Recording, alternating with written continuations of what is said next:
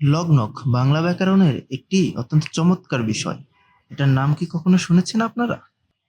লগ্নকটা আসলে কি? লগ্নক হচ্ছে শব্দ পদে পরিণত হওয়ার সময় শব্দের সঙ্গে কিছু শব্দাংশ যুক্ত হয়। এই শব্দাংশগুলোকেই মূলত লগ্নক বলা হয়। কিছু উদাহরণ ধরলাম মায়ের শিক্ষক বিন্দু। যেমন শিক্ষকের পরবর্তী অংশ হচ্ছে বৃন্দ। এই যে অংশটা শব্দের সঙ্গে যুক্ত হয়েছে এটাই হচ্ছে লগ্নক। এই লগ্নকটা ৪ ধরনের হয়ে থাকে। প্রথমটা হচ্ছে বিভক্তি। ক্রিয়ার কাল নির্দেশ অথবা কারক নির্দেশ করতে শব্দের সঙ্গে যে অতিরিক্ত শব্দ যুক্ত হয় এটাই হচ্ছে বিভক্তি। যেমন করলাম এই শব্দটির করার সাথে লাম যুক্ত হয়ে একটা নতুন শব্দ গঠন করেছে করলাম। এই লামটাই হচ্ছে এখানে বিভক্তি আর এটাই হচ্ছে লগ্নক।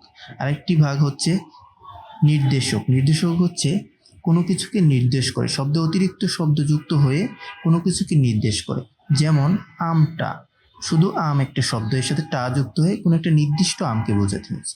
আবার রয়েছে বচন, অর্থাৎ কোনো কিছুকে বহু বচন বা এক বচন, এগুলো হচ্ছে বচনের দুইটা ভাগ। কোনো কিছুকে একক অথবা একাধিক বোঝানোর জন্য যে এক্সট্রা শব্দগুলো ব্যবহৃত হয়, যেমন গুলো, মণ্ডলী, এসব। যেমন এখানে কলমগুলো, কলম একটি শব্দ, এর সাথে গুলো যুক্ত হয়ে অনেকগুলো কলমকে বোঝানো হয়েছে। এরপর রয়েছে বলক।